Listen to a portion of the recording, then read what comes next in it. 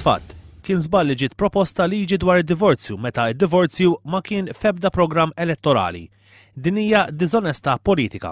Edi Fenekadami lura fix-xena politika iwieġeb dawn il-kliem meta mistoqsi mill-ġurnal The Times dwar l-aġir fil-Parlament tad-deputati nazzjonalisti Jeffrey Puluccino Orlando u Jesmond Mulliet. L-attakk ta' Fenekadami kontra żewġ deputati nazzjonalisti sar jumejn biss wara li vvotaw mal-oppożizzjoni favur referendum dwar id-divorzju u mistoqsija li tirrifletti l-qofol tal-liġi proposta.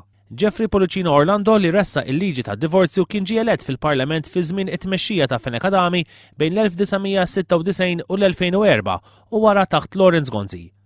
Min-naħa l-oħra, Mulliet kien inħatar bħala Ministru minn Edi Fenekadami f'April tal-2003. Magħruf għall-pożizzjoni tiegħu kontra d-divorzju, l-eks Prim Ministru Edi Fenekadami ħeġġeġ lill-elettorat kollu biex fir-referendum jivvota leh. Waqt li qal li personalment ma jaqbilx mar-referendum għax jemmen li l-mistoqsijiet morali u etiċi m'għandhomx jiġu deċiżi mill-minoranza jew maġġoranza iżda għandhom jiġu deċiżi fuq punt ta' prinċipju. Fenekadami jgħid li l-leġislatur għandu jiddeċiedi dwar id-divorzju skont il-kuxjenza ikun x'ikun ir-riżultat tar-referendum. Jisħaq li l-mistoqsija approvata mill-Parlament fiha wisq dettalji u li kieku kienet sempliċement iva jew le, ir-riżultat kien ikun aktar ċar.